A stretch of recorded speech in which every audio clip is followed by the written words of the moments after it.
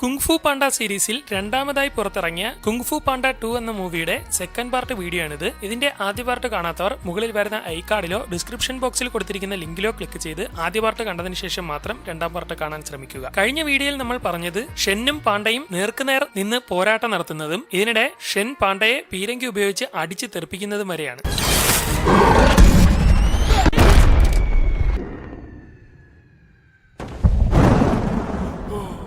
ഇത് ഉൾക്കണ്ണിലൂടെ കാണുന്ന മാസ്റ്റർ ഷിഫു അവൻ എന്ത് പറ്റിയെന്നറിയാതെ വിഷമിച്ചിരിക്കുകയാണ്. ഈ സമയം അനക്കമില്ലാതെ വെള്ളത്തിലൂടെ ഒഴുകിപ്പോകുന്ന പോ ഏതോ ഒരാളിന്റെ അടുത്തേക്ക് എത്തുന്നു. പിന്നീട് അവൻ ബോധം വന്ന് കണ്ണു തുറന്നു നോക്കുമ്പോൾ ഷെന്നിന്റെ കൂടെയുള്ള ജ്യോതിഷിയുടെ വീട്ടിലാണ് കിടക്കുന്നത്. ഇതോടെ ഉണർന്നെന്നറിയിക്കാതെ അവൻ ബോധം കെട്ടതുപോലെ കിടക്കുകയാണ്. ശേഷം പതിയെ രക്ഷപ്പെടാൻ നോക്കുമ്പോൾ അവർ തൊട്ടടുത്ത് നിൽക്കുകയും ഈ മരുന്ന് കുടിക്കാൻ പറഞ്ഞുകൊണ്ട് അവനെ ഒരു മരുന്ന് കുടിപ്പിക്കുകയും ചെയ്യുന്നു. എന്നെ കൊല്ലാനുള്ള വിഷമാണോ ഇതെന്നൊക്കെ അവൻ ചോദിക്കുമ്പോൾ, നിന്നെ കൊല്ലാനാണെങ്കിൽ ആ നദിയിൽ വെച്ച് തന്നെ എനിക്ക് ചെയ്യാമായിരുന്നു, എന്നാൽ നിന്നെ അങ്ങനെ മരണത്തിന് വിട്ടുകൊടുക്കാൻ ഞാൻ തയ്യാറല്ല. ഒരുപാട് പ്രത്യേകതകളുള്ളവനാണ് നീ. കുട്ടിക്കാലം മുതൽ തന്നെ നിന്നെ എനിക്കറിയാം. നീ അറിയേണ്ട ഒരുപാട് കാര്യങ്ങളുണ്ട്. കുട്ടിക്കാലത്ത് നീ നിന്റെ അമ്മയോടും അച്ഛനോടുമൊപ്പം ഗോങ്മേൻ പട്ടണത്തിൽ സന്തോഷത്തോടെ ജീവിക്കുമായിരുന്നു. അന്ന് ആ നാടിന്റെ രാജകുമാരനായിരുന്നു ഷെൻ. എന്നാൽ അവന്റെ കഴിവുകൾ ദുഷ്ടശക്തിക്ക് പ്രയോഗിക്കുന്നത് കണ്ട് അവനെ ഒരു പാണ്ട പരാജയപ്പെടുത്തുമെന്ന് ഞാൻ പ്രവചിച്ചു. എന്നാൽ അതിനുശേഷം സംഭവിച്ചത് ആരും പ്രതീക്ഷിക്കാത്ത കാര്യങ്ങളായിരുന്നു. ഷെൻ തന്റെ അനുയായികളുമായി പാണ്ടകളെ എല്ലാം കൂട്ടത്തോടെ കൊല്ലാൻ തുടങ്ങി. കുഞ്ഞായിരുന്ന നിന്നെയും അവർ ആക്രമിക്കാൻ ശ്രമിച്ചപ്പോൾ നിന്റെ അച്ഛൻ അവരെ തടഞ്ഞു. അമ്മ നിന്നെയും കൊണ്ട് അവിടെ നിന്ന്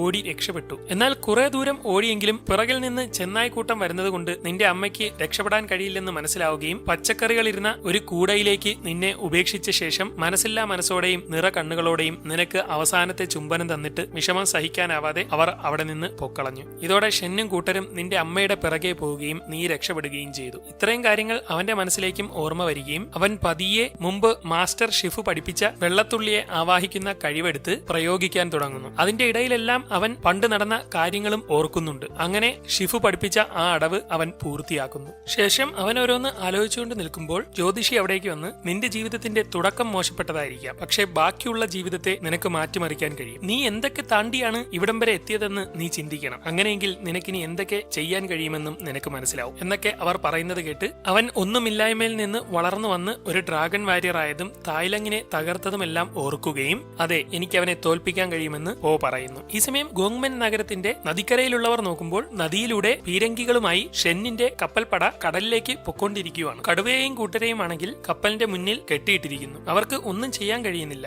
എന്റെ അവസാനം ഇങ്ങനെ ആയിരിക്കുമെന്ന് ഞാൻ ഒരിക്കലും കരുതിയിരുന്നില്ലെന്നൊക്കെ അവർ പറഞ്ഞുകൊണ്ടിരിക്കുകയാണ്. ഉടൻ ഷെൻ അവരുടെ അടുത്തേക്ക് വന്ന്, നിങ്ങളുടെ കാര്യം വല്ലാത്ത കഷ്ടം തന്നെ. എന്തായാലും മരിക്കുന്നതിന് മുമ്പ് ഒരു കാഴ്ച നിങ്ങൾക്ക് കാണാൻ പറ്റും. ഈ ചൈന മുഴുവൻ കത്തിച്ചാമ്പലാവാൻ പോവുകയാണ്. നമ്മൾ കടലിലേക്ക് എത്തിക്കഴിഞ്ഞാൽ ഈ പീരങ്കികൾ ഉപയോഗിച്ച് നാട് മുഴുവൻ ഞാൻ തകർക്കും. അതിൽ നിന്റെയൊക്കെ ആ പാണ്ടയും ഇല്ലാതാവുമെന്നൊക്കെ അവൻ പറയുന്നു. ഇതിനിടെ അവരുടെ മുന്നിൽ പാലമുള്ളത് കണ്ട് ഇതുവഴി കപ്പൽ പോകത്തില്ലെന്ന് പറയുമ്പോൾ എങ്കിൽ അതങ്ങ് തകർത്ത് കളയാൻ അവൻ പറയുകയും അങ്ങനെ അവർ പീരങ്കി ഉപയോഗിച്ച് മുന്നിലുള്ള പാലമങ്ങ് തകർത്ത് തരിപ്പണമാക്കിയിട്ട് നോക്കുമ്പോൾ ദൂരെയായി പാണ്ട വന്ന് നിൽക്കുകയാണ്. സ്റ്റൈലിഷായി നിൽക്കുന്ന അവനെ കണ്ട് എല്ലാവരും ഞെട്ടിപ്പോവുകയും, നിന്നെ കൊന്നാലും നീ ചാവത്തില്ലേടാ, ഇനി എത്ര തവണ കൂടെ നിന്നെ ഞാൻ കൊല്ലേണ്ടി വരുമെന്നൊക്കെ ഷെൻ പറഞ്ഞുകൊണ്ടിരിക്കുന്നു. ഉടൻ പാണ്ട അവനോട് സ്റ്റൈലിഷായി 4 ഡയലോഗ് അടിക്കുന്നു. നിന്റെ പ്ലാനുകൾ ഒന്നും നടക്കത്തില്ല, ഞാൻ ഇവിടെ ജീവിച്ചിരിക്കുന്നിടത്തോളം കാലം നിനക്ക് ഈ ചൈനയെ ഒന്ന് തൊടാൻ പോലും കഴിയത്തില്ലെന്നൊക്കെ പറയുമെങ്കിലും ദൂരെ നിൽക്കുന്ന അവൻ പറയുന്നതൊന്നും അവർക്ക് കേൾക്കാൻ കഴിയില്ല. എന്തൊക്കെയോ കാര്യമായിട്ട് പറയുന്നുണ്ടല്ലോ എന്നൊക്കെ അവർ പറഞ്ഞുകൊണ്ടിരിക്കുമ്പോൾ അവൻ തന്റെ തൊപ്പി ഊരി കടുവയെ കെട്ടിയിരിക്കുന്ന ചങ്ങരയിലേക്ക് എറിയുമെങ്കിലും അത് കാറ്റടിച്ച് പറന്നങ്ങ് പോകുന്നു. ഇതോടെ മാസ് കാണിച്ച പാണ്ട ആകെ നാണം കെട്ടിരിക്കുകയാണ്. അവനെ അടിച്ചങ്ങ് പൊളിക്കണടാന്ന് ഉടൻ ഷെൻ വിളിച്ചു പറയുകയും ഇതോടെ അവർ പീരങ്കികളെല്ലാം പാണ്ടയ്ക്ക് നേരെ പിടിച്ച് അടിക്കാൻ ശ്രമിക്കുന്നത് കണ്ട് അവൻ പെട്ടെന്ന് അവിടെ നിന്ന് താഴേക്ക് ചാടി ഇറങ്ങുകയും അവർക്ക് പിടികൊടുക്കാതെ പോകുമ്പോൾ അവൻ പോകുന്ന സ്ഥലത്തേക്കൊക്കെ അവർ പീരങ്കി തിരിക്കാൻ ശ്രമിക്കുന്നു. ഒരു സ്ഥലത്ത് നിൽക്കാതെ അങ്ങോട്ടും ഇങ്ങോട്ടും ഓടിക്കൊണ്ടിരിക്കുന്നത് കൊണ്ട് അവർക്ക് ഉന്നം കിട്ടുന്നതുമില്ല. അങ്ങനെ അവൻ നേരെ കപ്പലിലേക്ക് ചാടി കയറി അതിനുള്ളിൽ കിടന്ന് ഓടുമ്പോൾ ആരും വെടിവെക്കല്ലേ, നമുക്കിട്ട് തന്നെ കൊള്ളുമെന്നൊക്കെ പറഞ്ഞ് അവരുടെ പീരങ്കി പ്രയോഗമൊന്നും ചെയ്യാൻ പറ്റാതെ വരികയും ഇതോടെ കൂട്ടത്തോടെ അവനെ ആക്രമിക്കാൻ വരുന്ന എല്ലാ ചെന്നായികളെയും അടിച്ച് പഞ്ചറാക്കി ഒരു കോടാലി അവൻ കുരങ്ങന്റെ നേർക്ക് ഇട്ട് കൊടുക്കുമ്പോൾ അവർ അത് വെച്ച് ചങ്ങല മുറിച്ച് രക്ഷപ്പെടുകയും വീണ്ടും ടീമായി തന്നെ നിന്നുകൊണ്ട് അവർ കൂട്ടത്തോടെ ആക്രമണം തുടങ്ങുകയും ചെയ്യുന്നു. അങ്ങനെ വളരെ സ്റ്റൈലിഷ് ആയിട്ടുള്ള ഒരു ഫൈറ്റ് അവിടെ നടന്നുകൊണ്ടിരിക്കുകയാണ്. അവരെല്ലാവരും ചേർന്ന് അവന്മാരെ ഇടിച്ച് പഞ്ചറാക്കുന്നതിനിടെ കാളയും മുതലയാശാനും അവിടേക്ക് പാഞ്ഞു കയറി വരികയും നിങ്ങൾ എങ്ങനെ ഇവിടെ എത്തിയെന്ന് ചോദിക്കുമ്പോൾ അയാളാണ് നമ്മളെ ഇവിടെ എത്തിച്ചതെന്ന് അവർ പറയുന്നു. നോക്കുമ്പോൾ മാസ്റ്റർ ഷിഫു എല്ലാവരെയും അടിച്ച് പറത്തി അവിടേക്ക് പാഞ്ഞെത്തുകയും നേരെ പാണ്ഡയുടെ അടുത്ത് വന്ന് അവരെ കടലിലേക്ക് കടക്കാൻ അനുവദിക്കരുതെന്ന് പറയുകയും ഇതോടെ കടുവ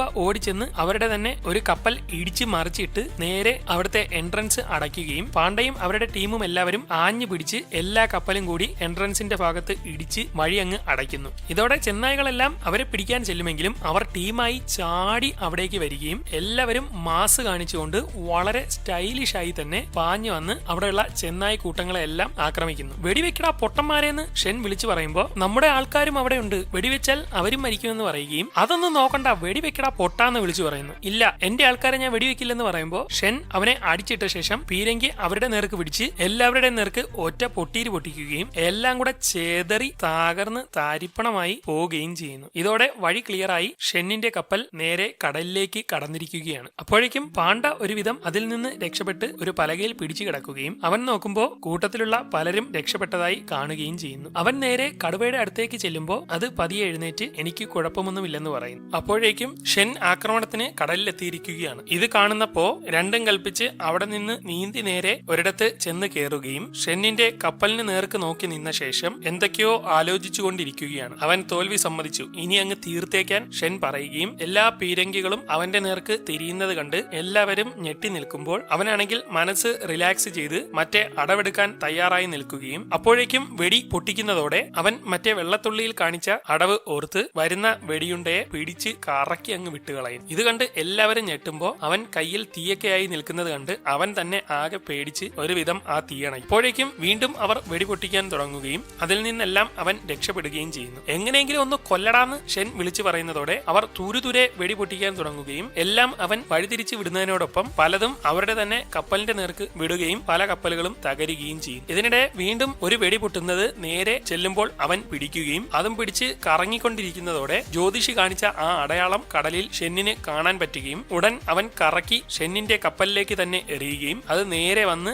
അവന്റെ കപ്പലിൽ കൊണ്ട് യന്ത്രം ഉൾപ്പെടെ എല്ലാം തകർന്ന് തരിപ്പണമായി ചിതറിപ്പോവുകയും ചെയ്യും. അല്പസമയത്തിനുള്ളിൽ ഷെൻ ഒരുവിധം എഴുന്നേറ്റ് നോക്കുമ്പോൾ തന്റെ ആയുധങ്ങളും കപ്പലും കപ്പൽപ്പടയും എല്ലാം തകർന്ന് തരിപ്പണമായിരിക്കുകയാണ്. ഉടൻ അവന്റെ അടുത്തേക്ക് പാണ്ഡ വരികയും നീ എന്തിനാ എന്നെ കൊല്ലാതെ വിട്ടതെന്ന് ചോദിക്കുമ്പോൾ നിന്നെ കൊല്ലേണ്ട ആവശ്യമില്ലല്ലോ എന്ന് പാണ്ഡ പറയുകയും നിന്നെ ഞാൻ കൊല്ലാൻ ശ്രമിച്ചു, നിന്റെ മാതാപിതാക്കളെ ഞാൻ കൊന്നു, കുടുംബം തകർത്ത് തരിപ്പണമാക്കി, ഇത്രയുമൊക്കെ ചെയ്തിട്ടും എന്നെ ഇപ്പോഴും നീ കൊന്നില്ലല്ലോ എന്ന് അവൻ പറയുമ്പോൾ പണ്ട് നടന്ന കാര്യങ്ങളൊന്നും മനസ്സിൽ വെക്കുന്നതിൽ ഒരർത്ഥവുമില്ല. നമ്മൾ ഇനി എന്താവാൻ ആഗ്രഹിക്കുന്നോ അതിലാണ് കാര്യം. കഴിഞ്ഞുപോയ സമയങ്ങളെല്ലാം കഴിഞ്ഞു, ഇനി നിനക്ക് നല്ലവനായി ജീവിക്കാൻ സമയമുണ്ടെന്നൊക്കെ പാണ്ഡ പറയുമ്പോൾ എനിക്ക് നല്ലവനാവണ്ടെന്ന് പറഞ്ഞ് അവൻ പാണ്ഡയെ ആക്രമിക്കാൻ ശ്രമിക്കുകയും അങ്ങനെ അവിടെ വെച്ച് വീണ്ടും അവർ തമ്മിൽ പൊരിഞ്ഞ ഒരു ഫൈറ്റ് നടക്കുകയും ചെയ്യുന്നു. ഷെന്നിന്റെ ആക്രമണത്തിൽ നിന്നെല്ലാം പാണ്ഡ ഒഴിഞ്ഞു മാറുമെങ്കിലും പെട്ടെന്ന് മുകളിലിരുന്ന പീരങ്കി ഇളവുകയും അത് നേരെ വന്ന് ഷെന്നിന്റെ മുകളിലേക്ക് വീഴുന്നതോടെ മൊത്തം തകർന്ന് തരിപ്പണമായി പാണ്ഡ നേരെ വെള്ളത്തിലേക്ക് വീഴുന്നു. ഇതോടെ ഷെൻ അവസാനിച്ചിരിക്കുകയാണ്. അപ്പോഴേക്കും വെള്ളത്തിൽ നിന്ന് ഒരുവിധം പാണ്ഡ പൊങ്ങി വരുമ്പോൾ തൊട്ടടുത്ത് കടുവ നിന്ന് അവന് കൈനീട്ടി വലിച്ച് മുകളിലേക്ക് കയറ്റുകയും അങ്ങനെ എല്ലാം അവസാനിച്ചു എന്നൊക്കെ പറയുകയും ചെയ്യുന്നു. ഇതോടെ എല്ലാവരും ഓടി വന്ന് അവനെ കെട്ടിപ്പിടിക്കുകയും ഷിഫു അവന്റെ അടുത്തേക്ക് വന്ന് നിന്റെ ജോലിയെല്ലാം ചെയ്തു തീർത്തിരിക്കുന്നു എന്ന് പറയുകയും ചെയ്യുന്നു. അപ്പോഴേക്കും ഷെന്നിന്റെ തകർന്ന കപ്പലിൽ നിന്ന് തുരുതുരെ പടക്കങ്ങൾ പൊട്ടാൻ തുടങ്ങുകയും ഇത് അവിടെയുള്ളവരെല്ലാം കണ്ട് അവർക്ക് വളരെ സന്തോഷമാവുകയും ചെയ്യുന്നു. പിന്നീട് കാണിക്കുന്നത് പാണ്ഡയുടെ അച്ഛന്റെ കടയാണ്. എന്റെ മോന് ഡ്രാഗൺ വാരിയറെ ഒന്ന് കാണണം, അതിനുവേണ്ടി മാത്രമാണ് നമ്മൾ വന്നതെന്നൊക്കെ പറയുമ്പോൾ അവൻ ഇനി വരുമോ എന്ന് തന്നെ എനിക്കറിയില്ല, എന്നെ വിട്ട് പോയെന്നാണ് എനിക്ക് തോന്നുന്നത്, ഇനി നിങ്ങൾക്ക് ഈ കടയിൽ ഡ്രാഗൺ വാരിയറിനെ കാണാൻ പറ്റില്ലെന്നൊക്കെ അവൻ പറഞ്ഞുകൊണ്ടിരിക്കുന്നതിനിടെ